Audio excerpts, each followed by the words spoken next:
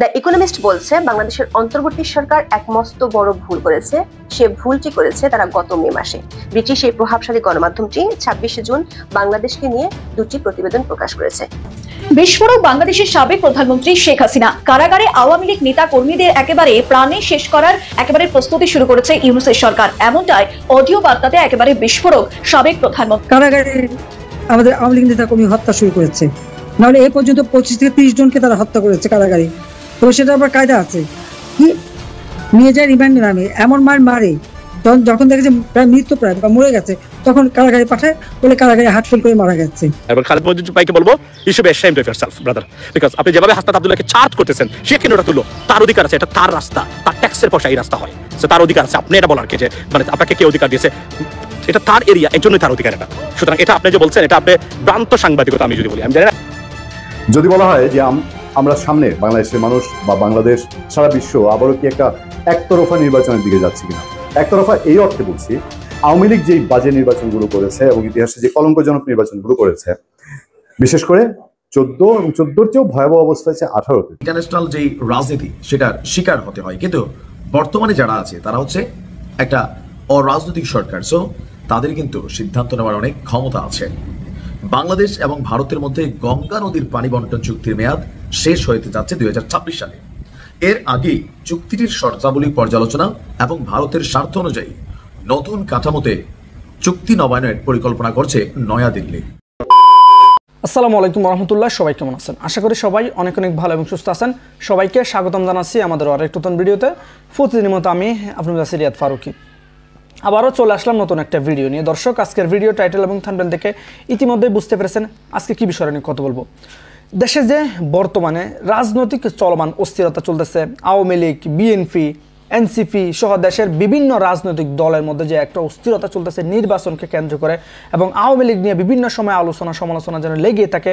কিছু ঘটলে আওয়ামী লীগের নাম দিয়ে দেওয়া হচ্ছে, সেটা আওয়ামী লীগের দূষর। বিভিন্নভাবে যখন রাজনৈতিক অস্থিরতা চলতেছে, তারই ধারাবাহিকতায় আজকের ভিডিওটা আমরা আপনাদের মাঝে তুলে ধরার চেষ্টা করেছি। ইতিমধ্যে আপনারা সবাই ভিডিওর শুরুতে বেশ কিছু অংশ বিশেষ দেখেছেন, যে অংশ বিশেষগুলো দেখে বুঝতে পেরেছেন আজকের ভিডিওটা কতটা গুরুত্বপূর্ণ হতে চলেছে। আজকের ভিডিওটা আমরা খুবই সুন্দরভাবে সাজিয়েছি দেশে যে বর্তমান চলমান পরিস্থিতি চলতেছে তারই ধারাবাহিকতায়।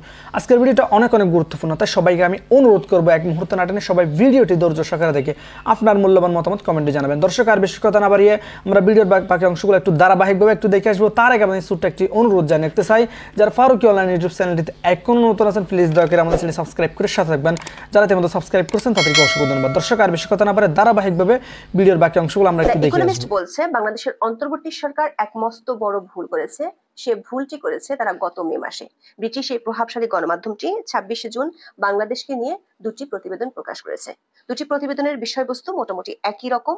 এর মধ্যে একটি শিরোনাম ছিল a big mistake by Bangladesh, retribution is vying with reform, যার অর্থ হলো বাংলাদেশের বড় ভুল, সংস্কারের সঙ্গে প্রতিশোধের লড়াই চলছে। প্রশ্ন হলো, ইকোনমিস্টের দৃষ্টিতে সেই বড় ভুলটি কি, আর কার সঙ্গে কার প্রতিশোধের লড়াই চলছে? ব্রিটিশ সাময়িকীটি বলছে বিতর্কিত সন্ত্রাসবিরোধী আইন সংশোধনের মাধ্যমে আওয়ামী লীগকে নিষিদ্ধ করা ডক্টর ইউনূস সরকারের শাসনামলের সবচেয়ে বড় ভুল। এটি পুরনো রাজনৈতিক প্রতিশোধের চক্রকে আবার জাগিয়ে তুলতে পারে। ব্রিটিশ সংবাদমাধ্যমটি বলছে এখনো ব্যাপক জনসমর্থন থাকায় বাংলাদেশের বর্তমান সরকার উচিত আওয়ামী লীগের উপর থেকে বিধিনিষেধ প্রত্যাহার করে তাদের নির্বাচনে অংশগ্রহণের সুযোগ করে দেওয়া। যে ইকোনমিস্ট গত 16ই মে তাদের খবরের শিরোনাম করেছিল পরিবর্তনের পথে বাংলাদেশ, নেতৃত্বে ডক্টর ইউনূস, কিন্তু 1.5 মাসের মধ্যে বাংলাদেশের অন্তর্বর্তী সরকার ও ডক্টর ইউনূসের শাসন নিয়ে গণমাধ্যমটির চিন্তাধারার ব্যাপক পরিবর্তন ঘটেছে। এখন তারা বলছে দেশে আইন শৃঙ্খলা ফিরিয়ে আনা এবং ক্ষতিগ্রস্ত গণতান্ত্রিক প্রতিষ্ঠানগুলোকে পুনর্গঠিত করার প্রতিশ্রুতি দিয়েছিলেন ডক্টর ইউনূস, কিন্তু 11 মাস পর কি সেই প্রতিশ্রুতির কিছুই বাস্তবায়ন হয়নি? গণমাধ্যমটি প্রশ্ন রেখেছে 17,40,00,000 মানুষের এই দেশটি কি তাদের নতুন শুরুর সুযোগকে হাতছাড়া করে ফেলছে? গণমাধ্যমটির সুপারিশ হলো ডক্টর ইউনূসকে প্রতিশোধের নীতি থেকে সরে এসে নেলসন ম্যান্ডেলা হতে হবে, ক্ষমা ও পুনর্মিলনের নীতি নিয়ে কাজ করতে হবে, না হলে আগামী নির্বাচনে আওয়ামী লীগের অনুপস্থিতি গণতান্ত্রিক প্রক্রিয়াকে প্রশ্নের মুখে ফেলবে। বিস্তারিত জানতে চলুন যাওয়া যাক বিশ্লেষণ।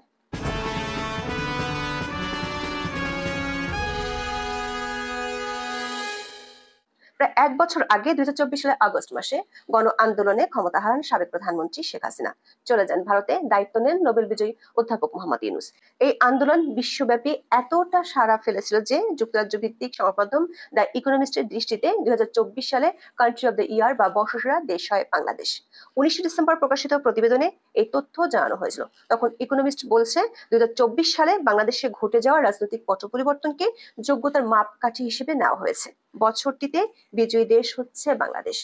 গত 10 মাসে ইকোনমিস্ট বাংলাদেশকে নিয়ে যতগুলো স্টোরি করেছে সবগুলোতে ডক্টর ইউনূস ও তার সরকার নিয়ে ইতিবাচক মনোভাবই ছিল। গত বছরের 13ই নভেম্বর প্রতিবেদনে বলা হয়েছিল, অভ্যুত্থানের পর বাংলাদেশ এখন শান্ত বা স্টেবল। এমনকি গত 16ই মে যে প্রতিবেদনটি প্রকাশিত হয় তাতে বলা হয়েছিল, রাজনৈতিক পট পরিবর্তনের পর বাংলাদেশ যে নতুনত্বের দিকে যাচ্ছে তাতে নেতৃত্ব দিচ্ছেন অধ্যাপক ইউনূস। কিন্তু মাত্র 1.5 মাসের মধ্যে ইউনূস ও তার শাসন ব্যবস্থা নিয়ে সুর পাল্টে গেছে সংবাদ মাধ্যমটির।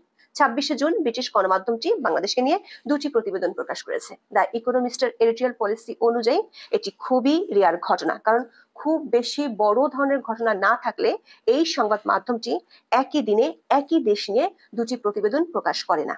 এমনকি 5ই আগস্ট শেখ হাসিনা পতনের পরেও তারা একই দিনে দুটি খবর প্রকাশ করেনি।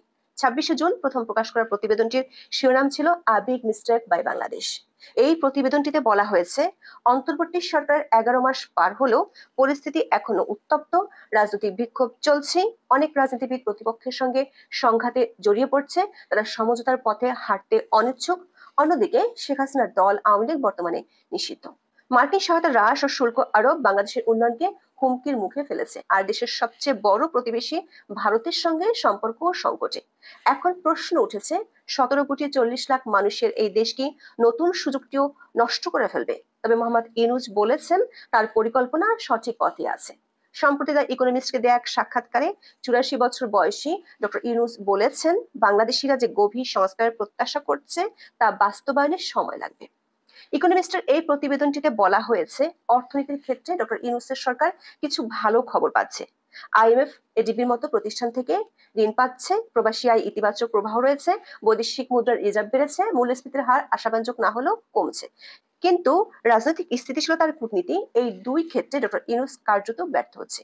কূটনীতির ক্ষেত্রে ডক্টর ইউনূসের চীন ও পাকিস্তান প্রীতি বাংলাদেশের জন্য আঞ্চলিক শত্রুতা বাড়ানোর আশঙ্কা করা হয়েছে প্রতিবেদনটিতে। দ্য ইকোনমিস্ট সরাসরি বলেছে, ইউনূস সরকারের বৈদেশিক নীতি নিয়ে সংশয় সৃষ্টি হচ্ছে। ডক্টর ইউনূসের চীন সফর, চীনের কাছ থেকে যে 10C ও JF-17 মডেলের যুদ্ধ বিমান কেনার পরিকল্পনা, পাকিস্তান, চীন ও বাংলাদেশের প্রথম দ্বিপাক্ষিক শীর্ষ সম্মেলন দেশটির সাথে ভারত ও আমেরিকার সম্পর্ক ক্ষতিগ্রস্ত করছে। পরিস্থিতি বিবেচনায় ইকোনমিস্টের মূল্যায়ন হলো, বড় কোনো প্রতিবেশী থেকে বিচ্ছিন্ন হওয়ার ঝুঁকি রয়েছে বাংলাদেশের। এরই মধ্যে ভারত ও বাংলাদেশ উভয় কিছু বাণিজ্যিক সুবিধা বাতিল করেছে, আবার চীনমুখী সম্পর্ক বাংলাদেশ যুক্তরাষ্ট্র সম্পর্কের জন্য নেতিবাচক হতে পারে বলে ধারণা দ্য ইকোনমিস্টের। নির্বাচন নিয়ে অনিশ্চয়তা রয়ে গেছে, অস্পষ্টতা আছে জুলাই সনদ নিয়ে, সরকারের সুবিধা নিয়েও এনসিপি জনসমর্থন আদায় করতে পারছে না। এক জরিপের তথ্য উল্লেখ করে রিপোর্টটিতে বলা হয়েছে, যারা ইতিমধ্যে ভোট দেওয়ার সিদ্ধান্ত নিয়েছে তাদের মধ্যে মাত্র 5% সরকার সমর্থক কিংস পার্টি এনসিপি কে ভোট দেবে। বাড়তে পারে জামাতের ভোট, সেটি হলে উদারপন্থীদের আশঙ্কা ইসলামপন্থীরা ধর্মীয় উগ্রপন্থীদের প্রাধান্য দেবে। আর বিএনপির ব্যাপারে অনেক বাংলাদেশি মনে করে এরা আওয়ামী লীগের মতোই দুর্নীতিগ্রস্ত। কার্যক্রম নিষিদ্ধ থাকায় আওয়ামী লীগ নির্বাচনে অংশ নিবে না, দলটির নেতাকর্মীদের উপর চলছে নির্যাতন। দ্য ইকোনমিস্ট রিপোর্টে বলা হয়েছে, আশ্চর্যজনকভাবে এখনো আওয়ামী লীগের জনপ্রিয়তা রয়ে গেছে। জরিপের তথ্য মতে অন্তত 14% ভোটারের পছন্দের তালিকায় আওয়ামী লীগ শীর্ষে আছে। তবে এই হার প্রকৃত সংখ্যার চেয়ে অনেক কম বলে রিপোর্টটিতে দাবি করা হয়েছে, কারণ সরকার ও সরকার সমর্থকদের নির্যাতনের ভয়ে প্রকাশ্যে লোকজন আওয়ামী লীগকে সমর্থন জানাতে পারছে না। মানবাধিকার সংস্থা হিউম্যান রাইটস ওয়াচ অন্তর্বর্তী সরকারকে ইচ্ছাকৃতভাবে আওয়ামী সমর্থকদের লক্ষ্য করে হামলা করার অভিযোগ করেছে। অন্যদিকে সবশেষ রিপোর্টটির শিরোনাম ছিল, banning the opposition is no way to revive Bangladesh democracy, যার অর্থ হলো বিরোধীদের নিষিদ্ধ করা বাংলাদেশের গণতন্ত্র পুনরুজ্জীবিত করার উপায় নয়। এই রিপোর্টটিতে বলা হয়েছে, ডক্টর ইউনূস দেশে গণতন্ত্র ফিরিয়ে আনার প্রতিশ্রুতি দিয়েছিলেন, তবে প্রায় 1 বছর হয়ে গেল এখনো ভারসাম্য প্রচেষ্টার নিক্তিতে ঝুলে আছে বাংলাদেশ। এই রিপোর্টটিতেও আগের রিপোর্টটির মতো অর্থনীতি এবং কূটনীতি নিয়ে একই ধরনের তথ্য দেওয়া হয়েছে। তবে এই রিপোর্টের সবচেয়ে গুরুত্বপূর্ণ অংশ বলা হয়েছে, চলতি বছরের মে মাসে অন্তর্বর্তীকালীন সরকার সম্ভবত বড় ধরনের ভুল করেছে। তারা দেশের অন্যতম প্রধান রাজনৈতিক দল আওয়ামী লীগের কার্যক্রম অনির্দিষ্টকালের জন্য নিষিদ্ধ ঘোষণা করে। ফলে দলটি আগামী নির্বাচনে অংশগ্রহণ করতে পারবে না। এতদিন যে আশা ছিল আওয়ামী লীগের কর্মীরা রাজনীতিতে সক্রিয় হয়ে নতুন করে ফিরে আসার আন্দোলন গড়ে তুলবে, সে সুযোগ হারিয়েছে তারা। রিপোর্টে বলা হয়েছে, সন্ত্রাস বিরোধী আইনের একটি সংশোধনের মাধ্যমে এই সিদ্ধান্ত নিয়েছে অন্তর্বর্তী সরকার, যা আইনগত দিক থেকে প্রশ্নবিদ্ধ। এতে দীর্ঘদিন ধরে বাংলাদেশের রাজনীতিতে প্রচলিত কূটনৈতিক কৌশল ও অস্থিরতার আভাস পাওয়া যায়, কেননা এর মাধ্যমেই বিরোধীদের উপর দমন পীড়ন চালানো হয়। এই পদক্ষেপ বাংলাদেশকে পুনরায় সেই প্রতিশোধ যুদ্ধে নিয়ে যেতে পারে, যেখানে ক্ষমতাসীনরা নিজেদের ক্ষমতা ব্যবহার করে বিরোধী দলগুলোকে নিষ্ক্রিয় করে দেয়। রিপোর্টটিতে ডক্টর ইউনূসের জন্য যে সুপারিশ তুলে ধরা হয়েছে সেটিতে বলা হয়েছে, বাংলাদেশের অন্তর্বর্তী সরকার উচিত আওয়ামী লীগের উপর থেকে নিষেধাজ্ঞার বিষয়টি আরো ব্যাপকভাবে বিশ্লেষণ করা। অনেকেই হয়তো এই ধারণার সঙ্গে একমত হবেন না, তবে দেশের সবথেকে পুরনো এই দলের সবাই নৈতিকভাবে কলঙ্কিত নয়। আওয়ামী লীগ এখনো ব্যাপক সমর্থন পায়। অনেক বছর ধরে বিতর্কিত অবৈধ নির্বাচনের অভিজ্ঞতার পরও এই ভোটাররাও নিজের পছন্দের প্রার্থী বা দলকে ভোট দেওয়ার অধিকার রাখে। দ্য ইকোনমিস্টের মত হলো, ডক্টর ইউনূসের উচিত প্রতিশোধ আর প্রতিহিংসার নীতি থেকে সরে এসে পুনর্মিলনের নীতি নেওয়া। ব্রিটিশ সংবাদ মাধ্যমটির অনুমান, আওয়ামী লীগ স্বাধীনভাবে প্রচারণা চালালেও হয়তো জয়ী হবে না, তবে সংসদে তাদের উপস্থিতি বিরোধী শিবিরকে শক্তিশালী করতে পারে, যা বিজয়ীদের সতর্ক রাখবে।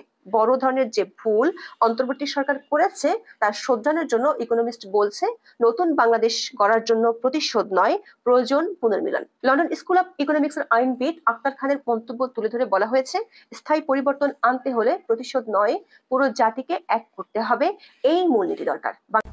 বিস্ফোরক বাংলাদেশের সাবেক প্রধানমন্ত্রী শেখ হাসিনা কারাগারে আওয়ামী লীগ নেতা কর্মীদের একেবারে প্রাণে শেষ করার একেবারে প্রস্তুতি শুরু করেছে ইউনূসের সরকার, এমনটাই অডিও বার্তাতে একেবারে বিস্ফোরক সাবেক প্রধানমন্ত্রী। এখানেই প্রশ্ন উঠছে, তবে কি এবার ইউনূসের সরকার কার্যত আওয়ামী লীগ সরকারের সমস্ত নেতা কর্মীদের শেষ করতে এই পরিকল্পনা ছকে ফেলেছেন? এই প্রশ্নটাই উঠছে বাংলাদেশের অন্তরে। বিস্ফোরক বাংলাদেশের সাবেক প্রধানমন্ত্রী শেখ হাসিনা কারাগারে আওয়ামী লীগ নেতাকর্মীদের প্রাণে শেষ করা শুরু করেছে। তারা এখনো পর্যন্ত কারাগারে 25 থেকে 30 জনকে শেষ করেছে। বেধড়ক মারধরের পরে জেলে এনে বলছে তারা শেষ হয়ে গিয়েছে, অর্থাৎ ইউনূসের টার্গেট ফিক্সড। হাসিনা ফেরার আগেই শেষ করছে আওয়ামী লীগ কর্মীদের। এবার ইউনূসের সেই ষড়যন্ত্র জাতির সামনে ফাঁস করে দিলেন বাংলাদেশের সাবেক প্রধানমন্ত্রী। তার অডিও বার্তার মাধ্যমে কি বলেছেন শেখ হাসিনা, শুনুন। কারাগারে আমাদের আওয়ামী লীগ নেতা কর্মী হত্যা শুরু করেছে, নাহলে এ পর্যন্ত 25 থেকে 30 জনকে তারা হত্যা করেছে কারাগারে। তো সেটা আবার কায়দা আছে, কি নিয়ে যায় রিমান্ডে নামে, এমন মারে যখন দেখে যে প্রায় মৃত প্রায় বা মরে গেছে, তখন কারাগারে পাঠায়, বলে কারাগারে হার্ট ফেল করে মারা গেছে। একের পর এক সবচেয়ে বেশি মারা গেছে বগুড়া কারাগারে, এবং প্রত্যেক কারাগারে মানুষ হত্যা করেছে। অর্থাৎ 2024-এর 5ই আগস্টের পর আওয়ামী লীগ সরকারের বিভিন্ন পদাধিকারী এবং আওয়ামী লীগ নেতা কর্মীদের ওপর প্রবল নির্যাতন করা হয়েছে, সেটা শেখ হাসিনার কথাতে স্পষ্ট। এমনকি রাজনৈতিক বিশেষজ্ঞরা বলছেন, এত সহজে দমে যাননি শেখ হাসিনা। তিনি যত দ্রুত সম্ভব দেশে ফেরার জন্য ব্যাগ গোছাচ্ছেন। তাই তার গলায় শোনা যায়, দেশে ফিরব এবং দেশে ফিরে প্রত্যেকটি হত্যার বিচার হবে। ইউনূসের জমানায় যে অত্যাচার চলছে সেটারও বিচার করবেন তিনি। যখন আমি দেশে ফিরতে পারবো, ইনশাল্লাহ প্রত্যেকটা পরিবারের যা যা লাগে সব সহায়তা আমি দেব, আর হত্যাকারীদের বিচারও করব।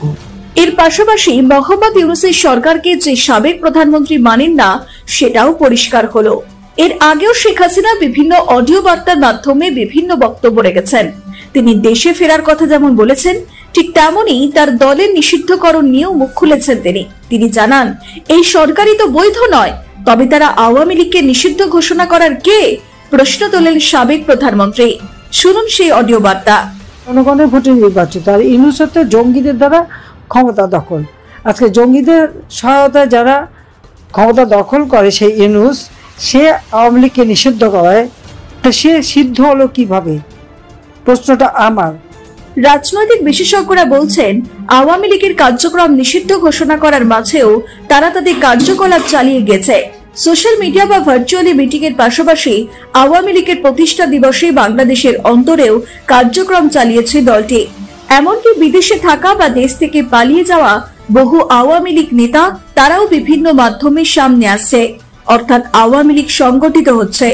শেখ হাসিনা দেশের বাইরে থেকেও তার সংগঠনকে ধরে রেখেছেন, সেটাও স্পষ্ট। এমনকি শেখ হাসিনার প্রভাব বিদেশের মাটিতেও রয়েছে, সেটা প্রমাণ করেছিল বাংলাদেশের প্রধান উপদেষ্টা লন্ডনে গেলে সেখানে বেশ কিছু মানুষ বিক্ষোভ দেখায়, ইউনূস বিরোধী স্লোগান তোলে। খবর তারা নাকি বেশিরভাগই আওয়ামী লীগ সমর্থক, অর্থাৎ দেশ থেকে বিদেশ আওয়ামী লীগের একটা বড় সংগঠন যেমন রয়েছে তেমন সেটাকে মজবুত রেখেছেন শেখ হাসিনা। আর সেটাকে দমন করার জন্যই যে সমস্ত আওয়ামী লীগ নেতা দেশে এখনো লুকিয়ে রয়েছেন তাদের উপর পরিকল্পনা করছেন মোহাম্মদ ইউনূস, যদিও সেটা ফাঁস করে দিলেন Sheikh Hasina. Bureau report, news বর্তমান। যদি বলা হয় যে আমরা সামনে বাংলাদেশের মানুষ বা বাংলাদেশ সারা বিশ্ব আবারও কি একটা একতরফা নির্বাচনের দিকে যাচ্ছে কিনা, একতরফা এই অর্থে বলছি, আওয়ামী লীগ যেই বাজে নির্বাচনগুলো করেছে এবং ইতিহাসে যে কলঙ্কজনক নির্বাচনগুলো করেছে, বিশেষ করে 14 এবং 14-র চেয়েও ভয়াবহ অবস্থা হচ্ছে 18-তে। 13-14-তে বিএনপি অংশগ্রহণ না করলেও 18-তে যে কলঙ্ক লেগেছে এইটা আগে পরে কম লেগেছে এবং 24-এর চেয়েও ছাপানো ছিল 18। সেটা কেন হয়েছিল? বিএনপি পারতপক্ষে নির্বাচনে নাই। 18-তে যেটা অংশগ্রহণ করেছে এটাও জাস্ট অফিসিয়ালি অংশগ্রহণ বলা যায়। আনঅফিসিয়ালি কি হয়েছে মাঠে আপনারা সবাই জানেন। বিএনপি অনেক জায়গায় ঠিকমতো সভা সমাবেশ করতে পারেনি। আমি বেশ কিছু জায়গার উদাহরণ দিতে পারবো। এবার ঠিক একই প্রেক্ষাপট না, বিএনপির যেরকম জনসমর্থন ছিল, ভোটার ছিল, সে বাইরে বলেই তো একটা একতরফা নির্বাচন হয়েছে। এবার আওয়ামী লীগের জনসমর্থন আছে, তার লোকজন আছে, ভোটার আছে, কিন্তু আওয়ামী লীগ বাইরে থাকবে। ওই যে আওয়ামী লীগ কিছু বুদ্ধি বের করতো, চিকন চাকন বুদ্ধি বের করতো, রাতে ভোট করা যায়, রাতে ভোট দেয়া ফেলে যায়, এই বুদ্ধি একমাত্র আওয়ামী লীগের পক্ষে সম্ভব। আমরা বলি না যে মাথায় যেসব খেলা, দুষ্টু খেলা খেলতে চাইলে আওয়ামী লীগ খুব ব্যাপক সেই জায়গায়, তো তাকে ফেরানোর মতো না। এবার এই বুদ্ধিটা আওয়ামী লীগ থেকে আবার একটু আপডেট হয়ে এখন এসছে কিনা, যে এই যে আওয়ামী লীগকে বাইরে রাখতে হবে যে কোনোভাবেই হোক, নির্বাচন করার সামনে রেখে তাকে যে কার্যক্রম নিষিদ্ধ করা হলো, এবং এটা হওয়ার সাথে সাথে একদম ছটপট দেন নির্বাচন কমিশন সাময়িক সময়ের জন্য ওই যে বিচার পর্যন্ত বলে তার নিবন্ধন স্থগিত করে দিল। ফলে নৌকাও হাতছাড়া, ইলেকশন হাতছাড়া। এই জিনিসটা কি আদতে আবার একতরফা নির্বাচনের রূপ দিবে না? একতরফা রূপ যদি আপনার এইরকম হয় যে সারা বিশ্বই আবার বলে যে এখন বাংলাদেশের তো একটা বড় অংশ তার মতামত দিতে পারেনি। ডক্টর মোহাম্মদ ইউনূস কি তার ব্যক্তিগত যে একটা শেখ হাসিনার প্রতি ক্ষোভ, ঘৃণা আওয়ামী লীগের দিকে, এটা ঠিক যে তিনি সাংঘাতিক নাজেহাল হয়েছেন, এবং এই নাজেহালটা হওয়া তার মধ্যে একটা ব্যক্তিগত ক্ষোভ তৈরি করার কথা স্বাভাবিকভাবেই। সেই প্রতিহিংসা যদি পরায়ণ হয়ে বাস্তবায়নের পথে তিনি হেঁটে থাকেন, যে হ্যাঁ আওয়ামী লীগকে ওই যে শেখ হাসিনা, তার মন্ত্রী পরিষদ বা দুর্নীতি দমন কমিশন, এদেরকে ডুবাতে গিয়ে তিনি সারা দেশেই একটা বড় জনগোষ্ঠীকে তিনি এখন নির্বাচন থেকে বাইরে রাখতে চাচ্ছেন কিনা, এই কথাই তো উঠছে। এবং প্রথম আলোতে দেখবেন একটা এরকম মতামত কলাম আছে, বিভিন্ন জায়গায় এই আলোচনা হচ্ছে যে ডক্টর মোহাম্মদ ইউনূসের সাথে যদি শেখ হাসিনা এরকম না করতেন, তাকে ওই 10 তলা হাঁটিয়ে কোর্টে না তুলতেন এবং সারা বিশ্বে তাকে একটা অপমানিত অপদস্থ করা, এটা যদি না করতেন, তাহলে হয়তোবা এখন যেভাবে সিরিয়াস লেগেছে অতটা কি লাগতেন কিনা ডক্টর মোহাম্মদ ইউনূস। ফলে ডক্টর মোহাম্মদ ইউনূস যেটি করছেন, এই সরকারের সবচেয়ে বড় কাজ যদি বলেন, কাজ বলেন অকাজ বলেন, সেটা হলো আগে আওয়ামী লীগকে কিভাবে সাইজ করা। দেখেন তারেক রহমানের সাথে লন্ডনে মিটিং হয়েছে, এই মিটিংয়ে এটুক তো নিশ্চিত বলা যায় যে আমরা যদি বলতে না পারি দুইজনে কথা হয়েছে, কি কথা হয়েছে আমরা জানি না, জাতিও জানে না, কিন্তু এইটুক তো মোটামুটি কনফার্ম যে ডক্টর ইউনূস কি দিবেন, তার বিনিময়ে তারেক রহমান থেকে তিনি কি চান, একটা কিছু গিভ এন্ড টেক হয়েছে। এবং সেখানে অবশ্যই আওয়ামী লীগ ইস্যু না ওঠার কোনো কারণ নাই। এইসবের মধ্যে দিয়ে বিএনপি আগামী নির্বাচনটা নিজে আয়োজন করবে না, হয়তো তার গায়ে সরাসরি কালি লাগবে না, কিন্তু এমন কি আসবে যে সামনে একটা একতরফা নির্বাচনের মাধ্যমে বিএনপি ক্ষমতায়? কেন বলছি? হ্যাঁ, মোটামুটি তো এখন পর্যন্ত এটাই বাস্তব যে বিএনপিকে ভোটে দাঁড়ালে বিএনপির কাছাকাছি কেউ তাকে মানে ধাক্কা দেয় দূরের কথা, আজ দেয় এরকম জায়গাও কেউ যেতে পারেনি, মানুষ সেরকম রাজনৈতিক দল নাই। এতে করে কি বিএনপি খুব বেশি লাভবান হবে? ভালো থাকবেন, সুস্থ থাকবেন। আপনাদের সাথে আমি আতিক রহমান, পূর্ণিয়া। আজকে অনেকদিন পর আবার বাংলাদেশ নিয়ে একটা নিউজ করছে। আমার কাছে মনে হয়েছে যে এটা খুবই গুরুত্বপূর্ণ। দেখেন, ভারতের যারা আমার নিউজগুলো দেখেন, আমি বরাবরই বলি ভারতের প্রতি আমাদের ভালোবাসা আছে, আমজনতার প্রতি আছে, কিন্তু বর্তমান যেই ক্ষমতাসীন সরকার এবং অতীতের যেই সরকারগুলো বাংলাদেশের সাথে বেশ কিছু চুক্তি করেছে, এই চুক্তিগুলোর মধ্যে অধিকাংশই ভারতের পক্ষে যাওয়া চুক্তি ছিল। এখন বাংলাদেশ এবং ভারতের মধ্যে যতগুলো চুক্তি আছে, সবচেয়ে গুরুত্বপূর্ণ চুক্তিগুলোর অংশ হচ্ছে পানি বন্টন চুক্তি। তো সেই পানি বন্টন চুক্তিগুলোর ম্যাক্সিমামই অসম। রাজনৈতিক সরকারগুলো যখন ক্ষমতায় থাকে তখন অনেক ক্ষেত্রে এগুলা হিপনোটাইজড হয়ে যায়, অথবা ইন্টারন্যাশনাল যেই রাজনীতি সেটার শিকার হতে হয়। কিন্তু বর্তমানে যারা আছে তারা হচ্ছে একটা অরাজনৈতিক সরকার, সো তাদের কিন্তু সিদ্ধান্ত নেওয়ার অনেক ক্ষমতা আছে। বাংলাদেশ এবং ভারতের মধ্যে গঙ্গা নদীর পানি বন্টন চুক্তির মেয়াদ শেষ হতে যাচ্ছে 2026 সালে। এর আগেই চুক্তিটির শর্তাবলী পর্যালোচনা এবং ভারতের স্বার্থ অনুযায়ী নতুন কাঠামোতে চুক্তি নবায়নের পরিকল্পনা করছে নয়াদিল্লি। গতকালকে টাইমস অফ ইন্ডিয়ার এক প্রতিবেদন থেকে যতটুকু আমরা দেখলাম যে পাকিস্তানের সঙ্গে সিন্ধু নদীর পানি চুক্তি বাতিল হয়েছে। এবার বাংলাদেশের সঙ্গে বিদ্যমান গঙ্গা চুক্তিতে পরিবর্তন আনার কথা ভাবছে ভারত। প্রতিবেদনে বলা হয়েছে ভারত সরকারের সংশ্লিষ্ট মহল মনে করছে 1996 সালে আওয়ামী লীগের সময় পুরনো চুক্তির কাঠামো বর্তমান সময়ের সঙ্গে খাপ খাচ্ছে না। মানে এরা যা নিছে এদের মন ভরতেছে না, আরো চায়। জলবায়ু পরিবর্তন, কৃষি সম্প্রসারণ, বিদ্যুৎ উৎপাদন এবং নদীবন্দর ব্যবস্থাপনার মতো নানা কারণে শুষ্ক মৌসুমে ভারতের পানির চাহিদা বহুগুণে বেড়েছে। ফলে আগের চুক্তির আওতায় নির্ধারিত পানি সরবরাহ দেশটির প্রয়োজন পূরণ করতে পারছে না। তো বাংলাদেশের কি বাড়ছে না? শত শত ক্ষেত আপনার পানিবিহীন পড়ে আছে। দরকারের সময় ভারত বাংলাদেশকে পানি দেয় না, আবার অপ্রয়োজনে পানি ঢাইলা বাংলাদেশে বন্যা তৈরি করতেছে। সো এই চুক্তিগুলো কোথাও না কোথাও অসম একটা চুক্তি। ভারতের পরিকল্পনা অনুযায়ী প্রতি বছর মার্চ থেকে মে মাস পর্যন্ত ফারাক্কা ব্যাচ থেকে তারা আরো অতিরিক্ত 30 থেকে 35 হাজার কিউসেক পানি নিতে চায়। সে ফারাক্কা ব্যারেজ, যেটা নিয়ে এত আন্দোলন বাংলাদেশে হয়েছে, অনেক কৃষক আত্মহত্যা করেছে, কোনো সমাধান হয়নি, যতটুকু পানি পাই এইটা থেকে এখন নতুন বক্তব্য হচ্ছে আরো 30 থেকে 35 হাজার কিউসেক পানি বেশি চায়। সো আমার মনে হয় সরকারের খুবই কনসার্ন থাকা উচিত, বিশেষ করে যারা এই চুক্তিগুলো করেন, যেন বাংলাদেশের স্বার্থ রক্ষা হয়। এটা মামার বাড়ির আবদার টাইপের হয়ে যাচ্ছে ভারতের, মানে আদিগিলা টাইপের আর কি, কোনো কিছুতে কলিজা ভরে না।